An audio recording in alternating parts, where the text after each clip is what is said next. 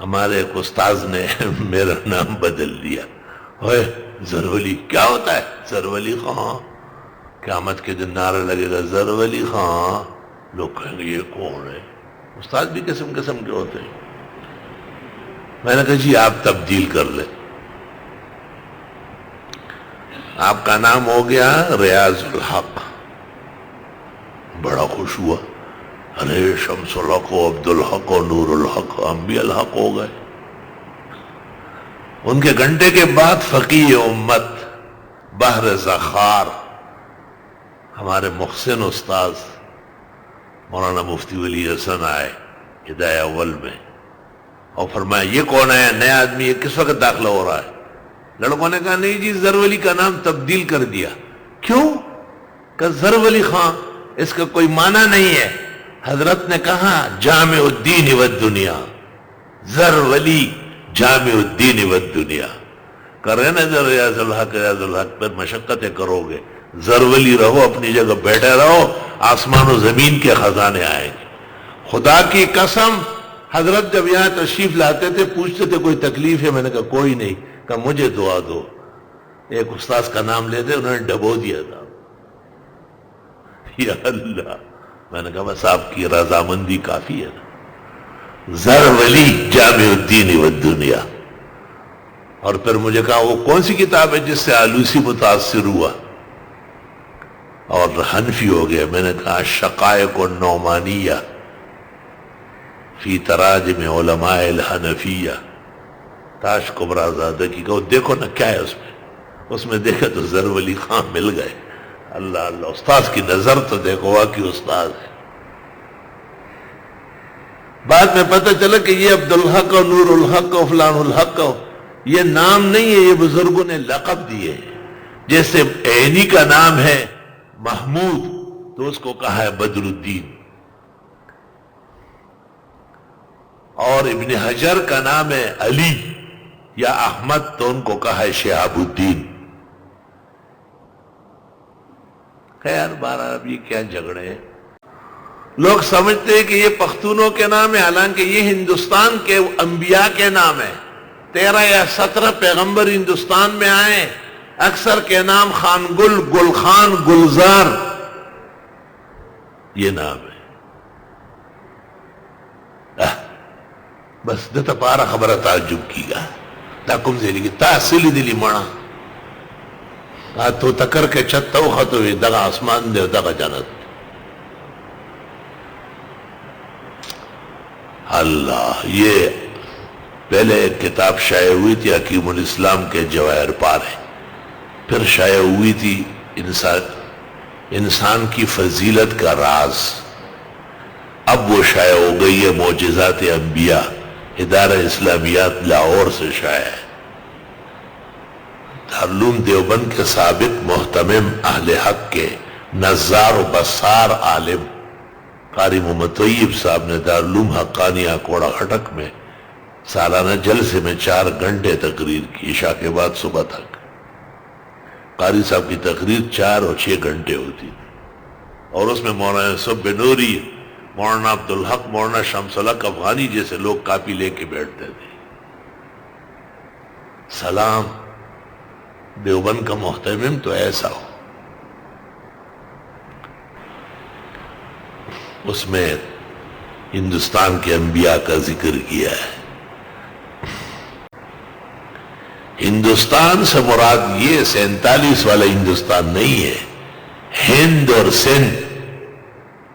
پیغمبر کی خدمت میں آدمی آیا، آپ نے پوچھا من اینا؟ اس نے کہا من الہند.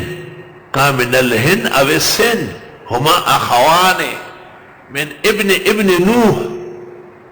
ہند اور سندھ 2 بھائی ہیں، نوح علیہ السلام کے پڑ پوتے ہیں.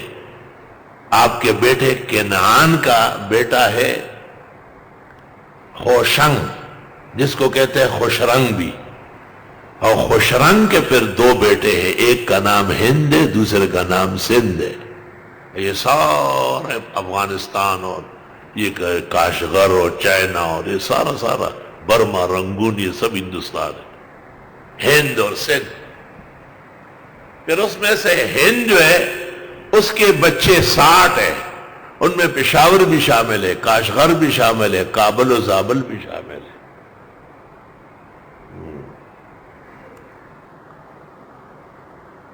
دیکھیے محمد قاسم فرشتہ کی کتاب تاریخ فرشتہ اور ہندوستان کی مفصل تاریخ گلزارستان فی تاریخ ہندوستان۔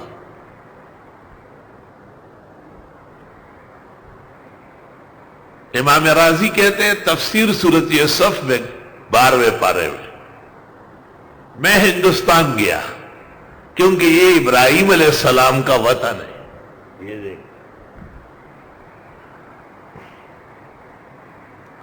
عبد الماجد دریابادی نے تفسیر میں لکھا ہے، افسوس امام صاحب نے یہ نہیں بتایا کہ ہندوستان میں کہاں گیا ہے۔ میں نے اس پر لکھ دیا پشاور آیا ہے، کیونکہ وہاں اوپر ایک قلعہ ہے، اس کا نام ہے جمرود، یہ اصل میں ہے نمرود، اور یہی دارالخلافہ ہے۔ اور 2 پہاڑ ہیں 6 میل کے مسافت میں، 6 فٹ نیچے گہری کھودنے کے بعد راکھ نکل رہی ہے۔ یہاں حضرت ابراہیم علیہ السلام کو جھلایا تھا، قلنا یا نار کونی بردم وسلاما علی ابراہیم۔ اور وہاں سے بچ نکلنے کے بعد نمرود نے اپنی بیٹی سارا دے دی انعام و اکرام میں کہ خدا کا قہر کم ہو جائے۔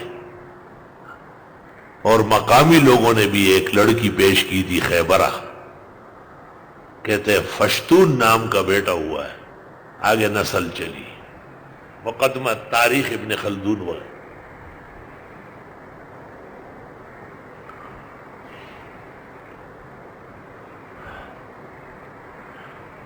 تقسیم میں فرق ہے۔ ابو ریحان البیرونی یہ سندھ میں ایک جگہ ہے، کیا نام ہے اس کا، وہ جو ایگریکلچر کالج ہے بہت بڑا، بیرانی، وہ کہتے ہیں ولدت بالبیرانیہ وہی قریۃ من قرائے سندھ والسندھ من تہلکہ کابل۔ ابو ریحان البیرونی سفرنامہ کہتے ہیں میں بیرانیہ میں پیدا ہوا ہوں، یہ سندھ کی بستی ہے اور سندھ کابل کا ضلع ہے۔ قدیم اور جدید نقشوں کا بہت فرق ہے۔ ہمارے اس علاقے کو خوزستان کہتے ہیں قدیم نقشوں میں، ایران کو کرمان کہتے ہیں۔ بخاری شریف کتاب الحج میں ہے لو اراد احد من کرمان الی الحج،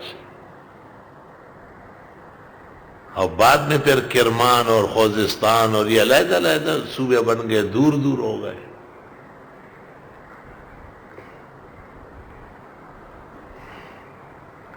سندھ کے عروج اور زوال اور سندھ میں اور ہند میں مسلمانوں کی آمد تاریخ فرشتہ کے علاوہ زیادہ معتبر وہ بلازوری محدث ہے اور اس کا نام ہے فتوح البلدان۔